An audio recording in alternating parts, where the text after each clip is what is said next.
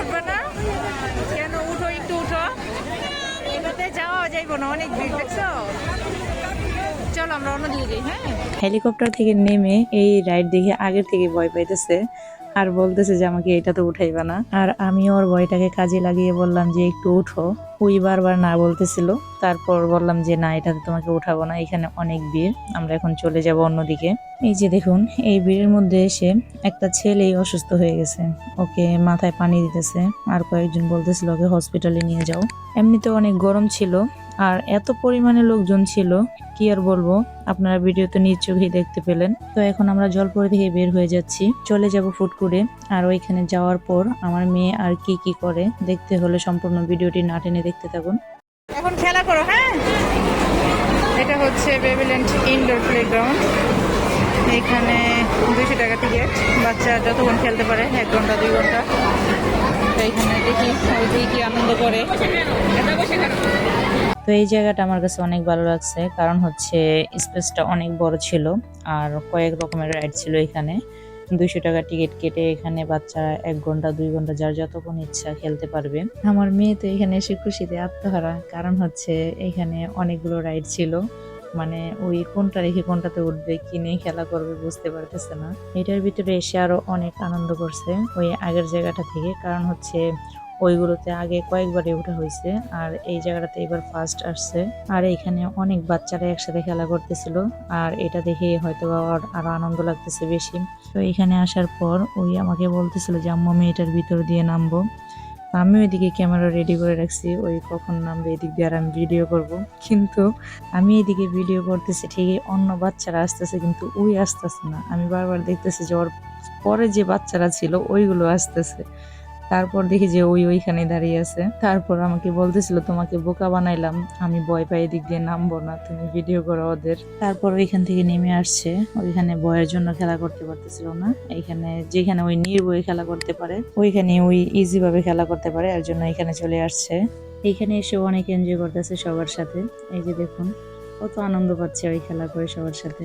এখান থেকে ওকে নামাইতে পারতেছি না, বারবার বলতেছি চলো এখান থেকে চলে যাই এখন, কিন্তু ওই এখান থেকে নামবে না। এদিক দিয়ে আরো ঘুরে ঘুরে দেখছিল যে এনজয় করার মতো আর কি কি রাইড আছে, কারণ ওই তো সব রাইডে উঠতে পারে না ভয়ে।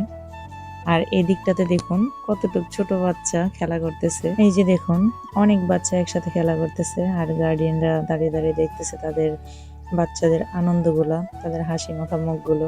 আমরা সব বাবা মায়ের চেষ্টা করি যে বাচ্চাদের কিভাবে একটু আনন্দে রাখা যায়, একটু হাসি খুশি রাখা যায়। আর এদিকটাতে দেখুন, এদিকে একটা রাইড ছিল সাইকেলের মতো, এটা 4টা 5টা সিট ছিল একসাথে।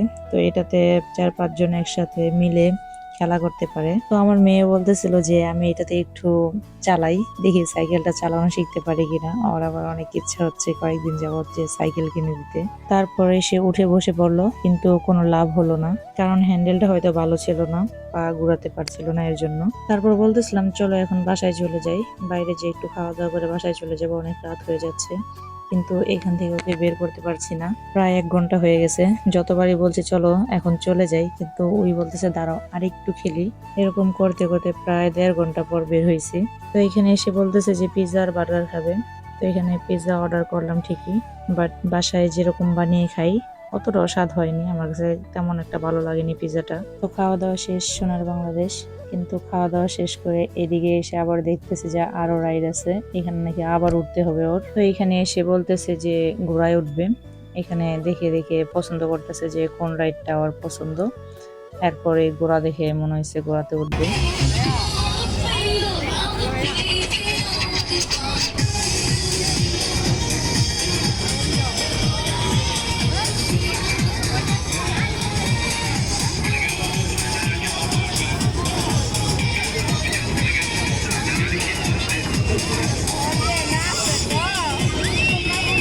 পিচ্চিটা কি সুন্দর করে রাইডে বসে ডান্স করতেছে গানের তালে তালে, সবাই ওর ডান্স দেখে হাসতেছিলাম।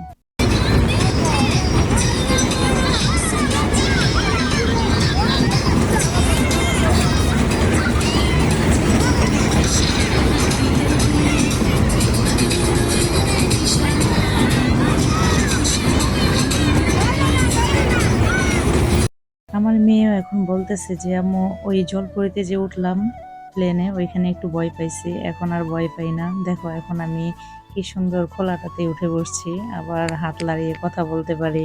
আর এখানে বসে থেকে বলতেছে যে ওই ট্রেনটাতে আবার উঠবে, পাশে যে ট্রেনটা দেখলো এখন, মানে এক রাইডে বসে থেকে আরেকটা চুজ করে রাখে এরপর কোনটাতে উঠবে। এটা থেকে নামার পর আমি বলতেছে যে চলো এখন বাসায় চলে যাই, অনেক রাত হয়ে গেছে। আর ওই আমাকে বলে যে না, এখানে আরো অনেকগুলো খেলনা আছে, এই সবগুলো খেলনাতে উঠবো তারপর বাসায় যাব। যেমন কথা তেমন কাজ, ওইটা থেকে নেমে এসে আবার এটাতে উঠছে।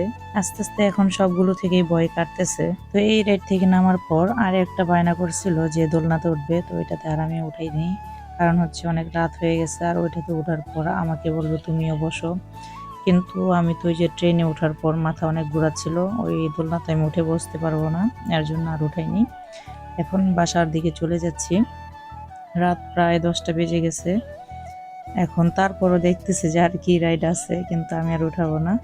তো আজকের ভিডিওটি এই পর্যন্তই। তো যারা আমাদের ফেসবুক পেজ থেকে ভিডিওটি দেখছেন, পেজটি অবশ্যই ফলো করে দিবেন, আর ভিডিওটি ভালো লাগলে অবশ্যই লাইক, কমেন্ট এবং শেয়ার করে দিবেন। আর যারা আমাদের ইউটিউব চ্যানেল থেকে ভিডিওটি দেখছেন, চ্যানেলটি অবশ্যই সাবস্ক্রাইব করে দিবেন আর পাশে থাকা বেল আইকনটি বাজিয়ে দিবেন। তো সবাই ভালো থাকবেন, সুস্থ থাকবেন। আল্লাহ হাফেজ।